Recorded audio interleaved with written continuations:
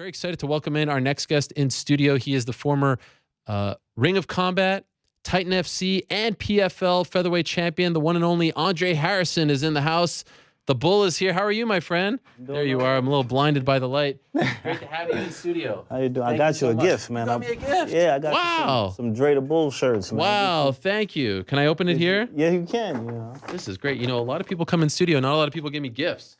So I appreciate it. First, I thought you were giving me like an iPad or something because it's in a... It's the only bag I had. Wow, man. this is great stuff. This is great stuff. I appreciate it. This is your logo. Yeah, you have the tattoo, right? That's me. Right over there. Yeah, I've seen it. There you have. Wow. I'm branded. I appreciate it. Thank you, my man. Thank you very much. Problem. We will proudly rock this in the studio. Who designed this, by the way? Actually, my manager did. Matt Cully. Really? Yeah, he got that taken care of for me. Well done. That is important. You got to have a brand. Yeah, have to, man. You're back in action June 7th. Yeah. New York, just a few minutes from here. Madison Square Garden Theater. You are headlining. I don't want to call it the first PFL card because you did fight. Those kind of feel like, I don't know how to call them, but this is like the inaugural season where we're getting to see the Rhea PFL, and you're a New York guy. Yeah. To get this opportunity to fight, at the theater at MSG in your home state, what does this mean? Like when you got the call that you would be the headlining guy? It's funny. I didn't really get a call that I was headlining the card. What happened was I was up late one night and I'm scrolling and somebody screenshotted the order of the card and they tagged me on Twitter. It was like Dre's headlining MSG, and I was like, it does look like I'm headlining MSG. I was like, well, all right. I was like, well, all right, cool. You didn't get the official call? No, I never got it, no. So what did you do when you saw that? It was like a surreal moment because, like, I fought at MSG before. I fought, when I fought Bruce Boyington, New Year's Eve, like a little while back. Yeah, a year and a half ago. Yeah. So I fought, that was like the first time, and I was like, yo, this is like a bucket list moment, you know what I mean? Like, I'm fighting at MSG, like, this is a big, big thing for me, you know what I mean? So when I went ahead now and I found out, like, now I'm headlining it, it's like surreal. Like, a lot of the stuff that people are talking about really didn't even sink into me yet, like being on billboards and... Yeah, I saw you posted something on your Instagram. I think that's like at a bus stop or something. There's a billboard with your face on it, right? There was at bus stops. There's some like there's a Models in the city or whatever. Yeah. It's like above there. It's all over the place. In Penn Station. Wow. It's all over the place, yeah. That's incredible. And you deserve it. Undefeated, 17-0. It does feel like, like I said, Ring of Combat champion, Titan FC champion. I know there was a time where you thought maybe you'd end up in the UFC. Mm-hmm. Now you're one of the pillars for PFL, and you were a champion in PFL. You were the 145 champion, but then they took the belt away to start this whole new system here. Were you annoyed about that? Well, it was World Series of Fighting. That's why I had the belt. I had the belt for them. And at first, I was like, man, I just got it. But then I looked at it in a different kind of way. I was like, you know what? I'm going to be the last featherweight to ever hold a World Series of Fighting belt, ever. Yep. So for me, I just took it like that. And I was like, all right, well, now on to the next one. I know PFL is having this league, and it sounds like a whole bunch of good stuff that they're looking to do, that's going to be more appealing towards the fighters. So I was like, you know what, I'm excited to go and chase another title. I've been chasing titles my entire career, so. So you weren't sad about winning the belt and then shortly thereafter not being a champion anymore? Nah, because I defended it already. I defended it. I was all right with that. All right. How do you feel about this whole format where, there's kind of like a regular season and standings, and then you move on, and then you move on with, of course, the big pot at the end of the rainbow. Do you like this sort of thing? I do. I grew up wrestling. I've been wrestling since I was in the 7th grade, and we'd compete sometimes multiple times a week. You know what I mean? So the system that they have lined up for the league is cool for me. You know what I mean? I get to stay active, which if you followed me throughout my career, I fight like every other month or as much as I possibly can. And so I get to stay active. And like you said, that big pot at the end of the season, that's can't really top that. So you say staying active, but they've had a bit of a break here to try to get everything in order. How frustrating has this been? I mean, at first I was like, man, it's going to be 10 months, since I last competed. But then I just took the time. I got with my coaches, Keith Trimble, Joe Scarola, my strength coach, Dr. Michael Camp, and we just all put together a program, and I just spent the whole time, the 10 months working, Wow. So I'm a way better fighter now than I was when you guys saw me last July, you know what I mean? So I'm so excited to go out there and display all the different things I've been working on and techniques, and it's going to be a good time, man. Do you have to be careful when you have a break like that, but you're not injured or anything, because you don't want to sort of fizzle out and overexert yourself on your way to your fight, right? Like there's sort of science to that, correct? Yeah, like peaking at the right moments. Exactly, Yeah.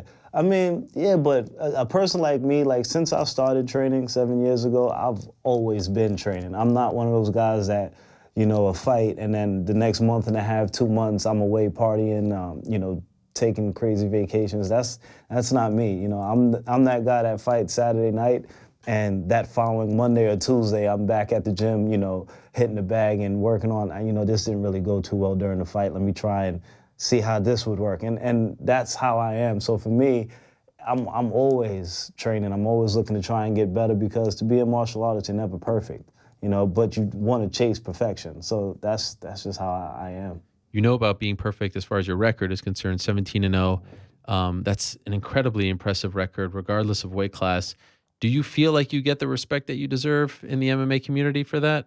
I feel like I'm starting to. Okay. Like a lot of people at first, like, they'll say that I've beaten notable people and stuff like that, but, they, for whatever reason, it wouldn't get the same, like, aura as another person would get. Like, I think Darren Till is now 17-0-1 or something like him, he's like a superstar, you know what I mean? Like, but now I feel like I'm getting there, like, especially like with PFL backing me the way that they're doing, being able to be on commercials and radio stuff, it's me being here, what I mean? Like, it's definitely a surreal thing. But like when you hear people talk about the best featherweights, right? And of course in the UFC, they're always going to get mentioned. Like Max Holloway's always going to get mentioned. And then you'll have a trickle-down effect in Bellator, maybe not mentioned as much. But I feel like you don't get talked about enough. Like if someone was putting a pound for pound, or I should say pound for pound, but like not a UFC rankings, like an MMA 145 ranking, I feel like you don't get mentioned as much, and you probably should. Does it piss you off? Like I said, I grew up wrestling, so you're always taught never to worry about a piece of paper and what other people's opinions are. But in my mind, and anybody that knows me in the sense of fighting, like anybody that's trained with me or fought me or whatever the case may be, anybody that's actually like been there and watched me throughout the course of my career, they know that I am one of the best featherweights on the planet. That's just hands down. There's no way you could tell me if you pull up the rankings that there's going to be 20 other guys that can beat me. There's no way you're going to tell me that. In my mind, I feel like I am the best featherweight on the planet, hands down. You know what I mean? I don't care which fight league you're talking about. I am the best featherweight, period. You know what I mean? And every time I go out there, I show that. And I work my tail off to make sure that I am. I remember when you were fighting for Titan FC, and those fights were airing on Fight Pass. You did a couple of interviews about, maybe this is the bridge to get to the UFC. Ultimately, why didn't that happen? And ultimately, why did you end up signing with World Series? Honestly, I'm not sure what was going on at that time frame. I would have liked to bumped up to a different promotion where I would have got paid more and things of that nature, just changing scenery, whatever. But it didn't happen. Like the UFC, every time, somebody would get hurt or, whatever, they'll always bring in somebody different. Like, and I'm just like, man, I don't know why or what else I need to do to get picked. Like, I'm legitimately winning every single fight, and then when World Series opened up, they were doing something on New Year's Eve at the Garden. It was like an opportunity where it was like, all right, I'll go there and I'll be getting paid the same as if I went to the UFC, so why not go? You know what I mean? So I went to World Series. I was able to beat Bruce Warrington, and then everybody saw the performance and it was like, yo, you should get a crack at Lance Palmer. That was next, and then everybody that saw that fight, they was like, man, this dude is legit. Yep. You know what I mean? So, and then since then, rest is... The Palmer fight feels like a real turning point for you because he was one of the faces of the organization, alpha male. He had been there for quite some time. Was it, and I know we talked about the layoff, but the fact that you haven't been able to like build on that momentum, has that been annoying? No. Like, do you feel like you lost a little bit of that momentum, or do you think come June 7th, you'll pick right up? I know June 7th, I'm going to pick right, and then it's going to steamroll because like they're doing events like back to back to back to back. So I know it's going to pick up, and it's going to be something special, man. This year is going to be a special year. Yeah, it could end when it's all said and done. You'd be making over $1 million, right? Yeah, I'd be making over $1 million. I would have headlined, several shows, and It's gonna be a crazy, like, when you first start out, I was talking to people the other day, when you first start out fighting, you look at guys that are in a position that you want to be in, and you're like, man, I could be there one day, but it's all like wishful thinking, like hoping, you know what I mean? Because all the different disciplines that goes into being a mixed martial artist, it's so many different ways to go out there and lose a fight, and once you lose a fight, it's like nobody cares about you, you know what I mean? And so, to be able to go out there and win, like it's tough, you know what I mean? So I've been working towards like these kind of moments since I started my athletic career, you know what I mean? And now that it's here, like I intend to take full out, I intend to enter full out, man, and do it as big as it can be done, you know? Any reservations? I mean, because that is a large sum of money and they're paying it, over several different weight classes. Yeah. Any reservations about like, is this all for real? Did you ever have moments like that? In the beginning, yeah, but then Like it almost seems too good to be true, right? in a sense, but then like we went out, they like flew a couple people out to Washington, and I think it was the fight where Lance Palmer fought Steven Siler. Yeah. And and I got to meet like a lot of people and a lot of important people, and I'm just like, all right, well, this is serious. Like, Okay. This is not a joke. It's not a fraud. Like, they are about their business. Like, they mean what they say. You know what I mean? Like that same night, I had a gentleman that I was talking to, and he was, doing some marketing stuff for him, and he was like, Dre, like, we want to, make you into a superstar. We want to make sure that everybody that's into fighting knows who you are. You know what I mean? And he was like, if you could just give me your Facebook handle, or your Twitter, your Instagram handle, whichever one. Now, I couldn't even remember my Instagram title at the time, but then, like, I gave him my Facebook page, and I had maybe, I don't have a lot of followers on a lot of different things, but I went from having maybe, like, 2,500, 3,000 followers on Facebook to, like, 85,000 overnight. Oh, wow. Like, legitimately, I woke up the next morning, and I looked, just notifications, and I was just like, man. And then, like, a lot of people, like, they got, like, the whole fake profile stuff. Yeah. Recently, it was just my birthday, right? May 16th, I turned 30. Happy birthday. Thank you. And I had people from all over the world messaging me happy birthday that are into, like, fitness and fighting, like, people from everywhere, Africa, all the Caribbean countries, England, I mean, the UK, you name it, people were messaging me saying, happy birthday, champ, and all this other stuff. And it was overwhelming. Wow. So you sense a difference. You feel like they're pushing you. Yeah, definitely. And there's no doubts about the money. No, not at all. Okay. That is good. Because, I mean, I think it's better. The more options for fighters, the more places that you can go to earn a living. It's not good when there's just one dominant brand, right? I've been saying that for years now. You know what I mean? Like, people, most people, they don't even understand that mixed martial arts is the sport and the UFC is the promotion. That people are asking, hey man, you do UFC? Like that kind, they don't even know the difference. You know what I mean? And that's how dominant a presence UFC has. You know what I mean? And so now other promotions and other leagues, coming out and stepping up their game is going to force everybody to have to step up their game. And fighters are going to have the ability to decide whether I want to go here or go there or go there, and then they'll get paid better to go here. So next time around, this promotion or this league knows that if you want to get an upcoming talent, you have to now put out more money, and it'd be better for everybody overall. Do you have animosity towards the UFCs? No. That they didn't give you the call? You don't? No, not at all, man. I'm a firm believer everything happens when it's supposed to happen. You know what I mean?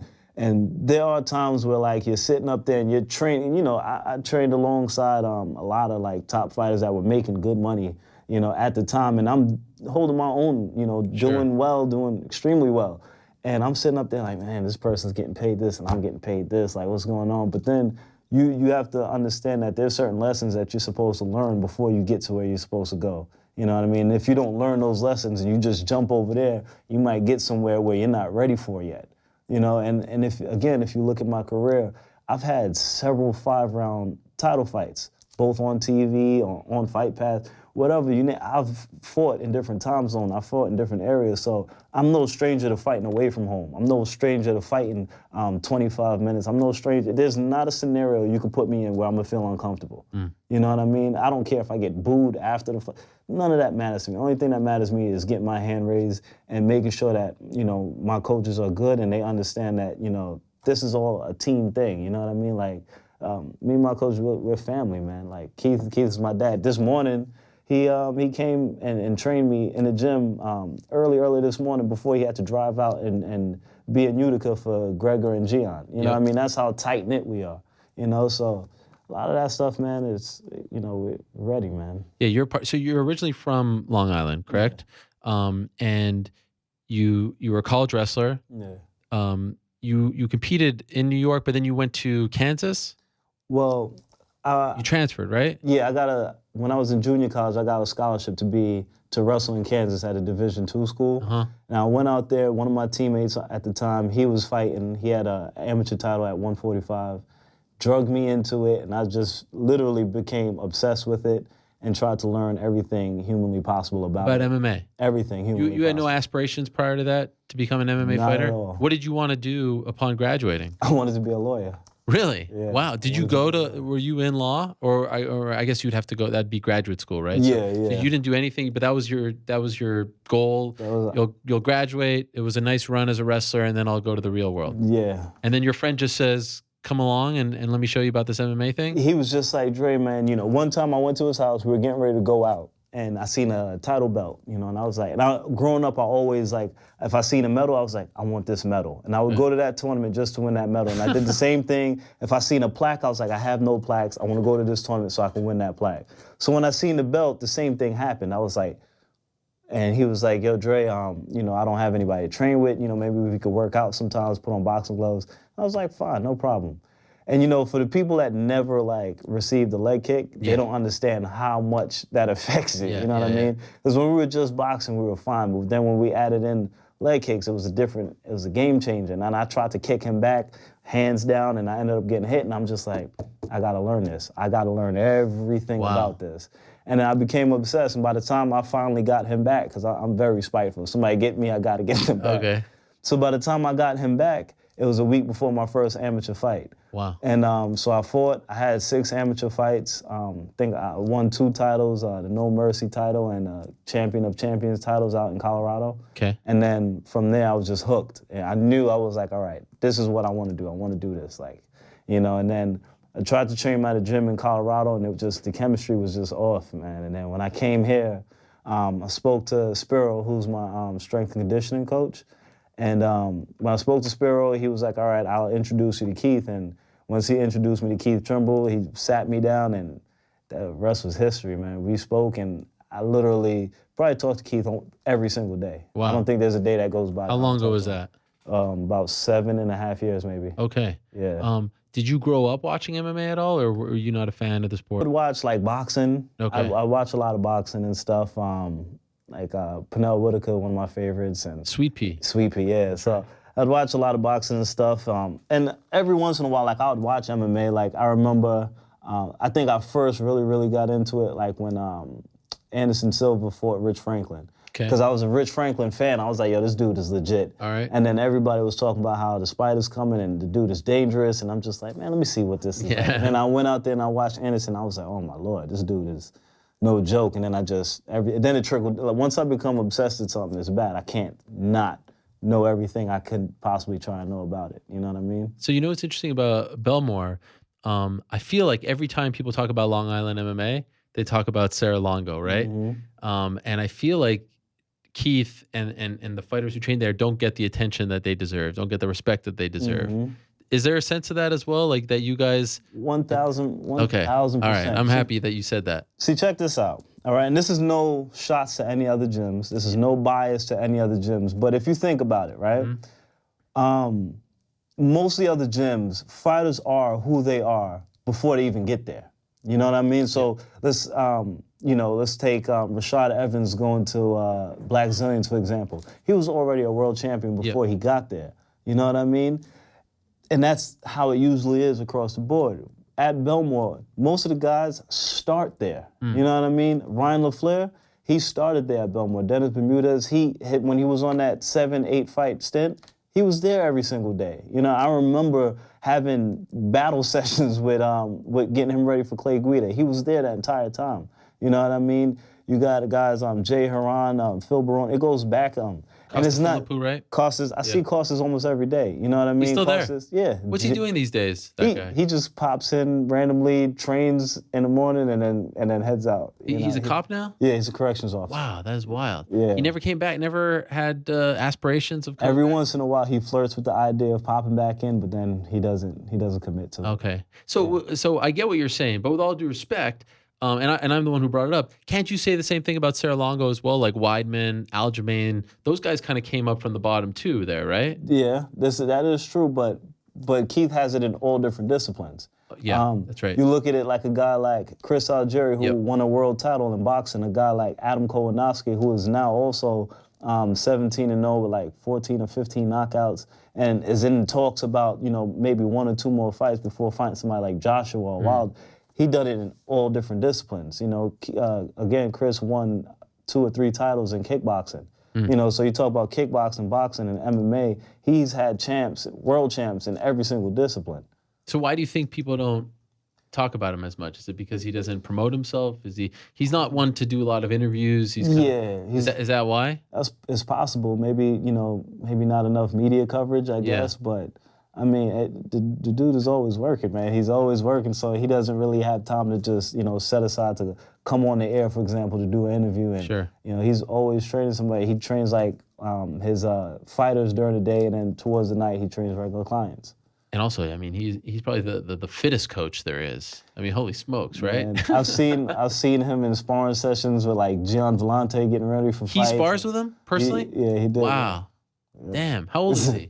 Keith now is 46. Wow, and he's going in there still. Yeah, that's a bad man. He's a bad dude. Yeah, he is jacked. If anyone doesn't know, I mean, he is as fit as it gets. So you mentioned Gregor Gillespie and John Vellante fighting this Friday in Utica. Yeah. Does that? I mean, Vallante's not close to you in weight, obviously, but to have someone like Gregor around, are you guys peaking at the same time? Is that good for you? Oh yeah. Yeah. Me and Gregor, we're 2 guys that are always training. We're always looking to get better, so we train pretty much every day. We go to Joe Scarola too together, so we go literally from Belmore to Joe's, then back to Belmore. So that's how it is all the time. Is there a rivalry with the Sarah Longo gym? Like, do you guys spar together at times? We used to, not as much anymore. What happened?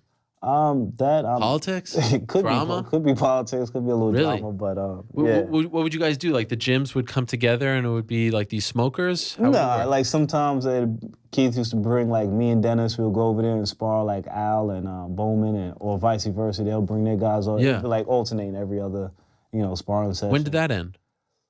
Maybe a couple of years back. Wow. Yeah. What's the scoop? What happened? Let us know. You know. Me, I plead the fifth. Yeah, I can tell that you know. I plead the fifth. Wow, some drama, huh? Well, I wouldn't say drama, just a difference of opinion. Interesting. Yeah. Okay. So would you say there's a rivalry now? Not at all. No? Like, I seen 2 of my teammates, Cody Payne and Austin Wolfson, fought over the weekend at Triton Fights. And, we were down there. I seen Al Iaquinta. Me and him I love Al. Al's a crazy dude, but he's a good dude. I like Al a lot. We were talking about everything. He even mentioned, starting up training and everything again. So it's not like you see them and it's like you mean mug. Okay. We don't have that kind of relationship. Like if I see, Matt Serra or anybody, like I say hi, they say hi back, and we all talk. Everything's cool. Do you remember watching, like for a guy from Long Island, do you remember, or maybe this was before your time, when Sarah won the belt? Was that a big deal? GSP, yeah. That was serious, yeah. Right? It was like, because everybody was saying that he was going to get killed. Yeah. He just went out there and, laid that right hand down, and that was it. How far do you live from, like, where he's from? Like, how personal was that to you? Did that give you hope that, okay, a guy from where I'm from can actually do something like this? Yeah, it was, if when you talk about the hope factor, I would say it struck more home when probably like when Chris beat Anderson. Yeah. That must have been nuts. Yeah, because Chris grew up in Baldwin, I grew up in Freeport. That's like, okay. I literally run around that. Okay. So yeah. That's where Chuck Gordon is from, right? Yeah, Eddie, yeah. From Freeport, correct? Yeah, that's where I always hear him talk about it. Yeah, 'cause that must be nuts for a guy who's trying to come up and then you see someone from your hood actually beat the GOAT, who you just talked about beating Rich Franklin, right? Mm-hmm. That was crazy. And then to do it again a second time. Nuts. I can't imagine there being a rivalry between those, because they're, for the most part, they're all great guys, right? Yeah, they're cool. Like Chris was at the gym not too long ago with Gian, you know. Right. So it's not, I wouldn't say there's a rivalry or like a bitter relationship. That's not the case, you know. Okay. Yeah. Are you going to Utica? No, I'm not. I'm fighting. You're I'm fighting next week, so I'm gonna just be home training and getting right. And this is a Thursday night, so they're always going to be on Thursday nights. They're also coming to Long Island. When was that? Like end of July? Are you going to be on those as well? It's very possible. Okay. Very possible. You have, but the can you break it down for those? How many regular season fights are there? So there's going to be 2 regular season fights. 2, okay. And then you go into the playoffs. It's going to be the quarters and the semis, and that's going to be sometime in October, I believe. Okay. And then there's the finals that'll be, I believe, on New Year's Eve. Right. And yeah, so that's pretty. And there's a point system. You know, if you win, you get an automatic 3 points. If you stop somebody in the first round, you get an additional 3. Second round, additional 2. Third round, additional point. Whoever has the most points at the end of the first 2 rounds, they'll be the top seed. Whoever has the least amount, they'll be the last seed. And then that's how they'll bracket guys up to go and get it done. So if you're first seed, you're fighting number 8, basically. Yeah. It's like how it would be in the NBA playoffs, so to speak. And you also get points for finishes and like certain kinds of finishes. Yeah. Do you feel like you have a handle on everything? Yeah. I mean, you seem just by breaking it down right here, but it's a lot to remember. For me, it's simple, man. Just go out. Just go out there, win, and advance. That's it. And that's been one of their catchphrases. You win, you advance. You can't get any more simple. You don't win, then you got to worry about complications. My mind never goes to the negative. So in my mind, I'm going out there, I'm going to win, and I'm going to advance. And that's. But the fact that you get points for finishes, that doesn't change your mindset at all? No, not at all. You're not going to try to go for the finish a little more than you would have in the past? You know, it's funny, man, because people get at me sometimes, why you ain't finishing, I fought some tough guys, man. Some guys, not everybody wants to just collect their check and get out of there. You know, some people want to get both checks, you know what I mean? And I've been unfortunate enough to fight stubborn guys that don't want to go nowhere, man. You look like a guy like Becerra, Popo Becerra. When I fought him defending my Titan belt, you know, that dude did not want to go anywhere. I was hitting him as hard as I can repeatedly in that 5th round, and he was exhausted. All the stumbling he was doing, he would not go down. You know what I mean? And some of the guys that I fought, they've never been finished. So why is all the extra pressure on me to be the first? You know what I mean? Like it's not that I'm not trying or I'm reserving or being conservative. It's just some people don't want to go away, man. They want to win too. So I always feel like the knock on like Kamaru Usman is dealing with it as well now. Like you're trying to win a fight, and for I know there's some guys who maybe play it safe, but for the most part, you could tell when someone is actually like putting forth the best effort. And no one should be judged, in my opinion. Like if you continue to win, you continue to win. You know, it's maybe some. You know, it's a cherry on top to get like a spectacular knockout, but it shouldn't be a knock against you, in my opinion. I agree, man. Like, do you honestly think that I want to be out there fighting for 25 minutes? Like that's hard. You know what I mean? Even if you're the one landing the strikes, like your shin is not meant to kick knees and elbows, and that hurts. You know what I mean? Your hand and those little mitts aren't meant to crack repeatedly over and over and over again. It doesn't feel good on your body. Win, lose, or draw, you're in pain the next day. You know what I mean? So it's like, I don't want to be out there for a half-hour fighting. You know, I'd love to go out there and just quickly just touch somebody and they go right to sleep, but it doesn't happen that way. This person has been training 8 to 10 weeks for me as well. They're ready to go as well. You know what I mean? So do you feel that? Like, does it feel like a bit of a, like, would you like to even though you're saying all that, and I totally believe you, would it be nice to shut up some people and get a couple finishes so that talk goes away? Nah, man, because you don't care. You can't satisfy everybody. Yeah. You know what I mean? Like, some people, they're going to just have something to say no matter what. You know, no matter what. Like, with Bruce Boynton, I submitted him, like, in the first minute and a half. The next day, I'm sitting up there and I'm walking around the city, my phone lights up, I look, and it was like, hey, Dre, just to give you a little pointer, it was congratulations on your fight, but just to give you a little pointer, you know, when you hit that right hand, you shouldn't go directly for the tape. You should do it. And I'm like, dude, it was a minute and a half. Yeah. Like, what more could you actually... Some fan? Just random people, man. Everybody always has something to say. Everybody's a coach, and everybody knows everything about the sport, man. It'd be the people that never fought before. Sure. Man. That's got to drive you nuts. I have fun with people, man. Like I talk trash to people sometimes online. Sometimes I don't know. Some people may get offended. I don't. It's not my. So I've been trying for like a day and a half now to get a read on how to pronounce your opponent's name. Good luck. I even asked PFL to give it to me, and they were kind of Jumabek Torshun, I think. Your guess is better than mine. Every interview that I've gone on, they've asked me the same thing. I'm like, dude, I don't know. I just say Juma. Juma's cool. That's Juma. cool. 26-1 from China. Tough guy. Do you know anything about, like, did you know who he was before they offered you him? Had you ever heard of him? No, I didn't know. What do you know about him now? I know he's a tough dude, pretty well-rounded. Like, he'll throw some hard strikes. He'll shoot and wrestle if he can. Anybody that has 20 wins or whatever, Sure. As a professional, you got to give some sort of respect to. I know, like I said, he's a tough dude. He's well-rounded. It's just me. I just feel like I'm on a different level. You can find, there is a lot of footage out on him. Have you seen it on YouTube? I've watched some, yeah. Are you the type to watch a lot? Yeah, not a lot, but I'll watch enough to like remember patterns and certain things. Is there anything that he does that impresses you? No, not really. All right. No. Isn't it amazing? Like, if that friend, you ever think about if that friend never told you, like, you're 17-0 as a pro, you're on the cusp of, this big tournament and $1 million, you'd be in like some office, lawyer.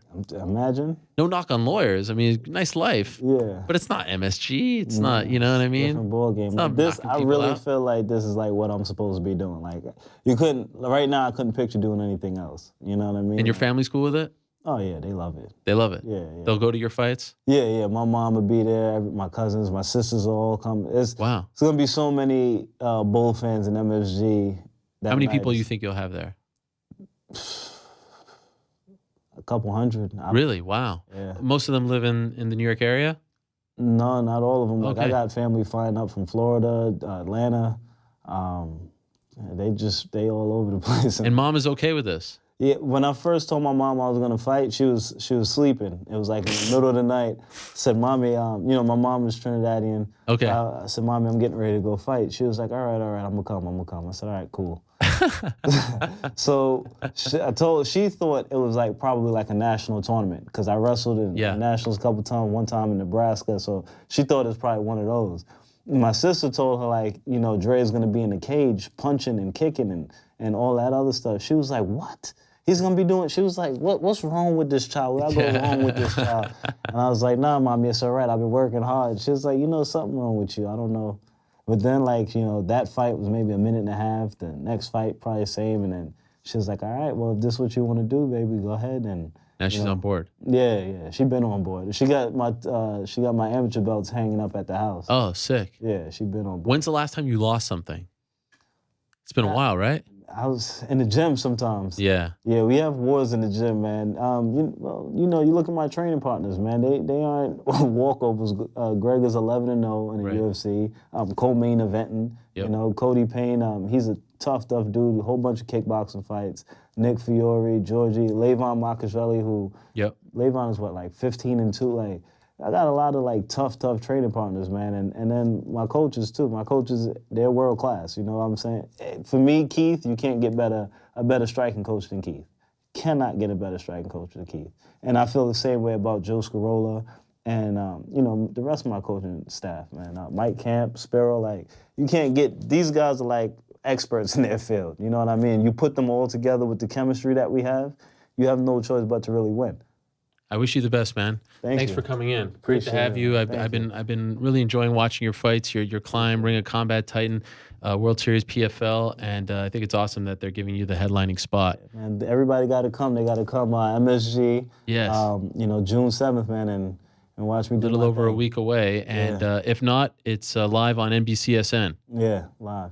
Around the country. I wish you the best. Good luck to you. Good luck in the tournament. Thanks for coming in. No Alex over here is going to walk you out. And thank you for the gifts. No problem, man. Wear them well. I will. I will. I appreciate it. Great logo, my man. Really. Alrighty. Great job. There he is, Andre Harrison.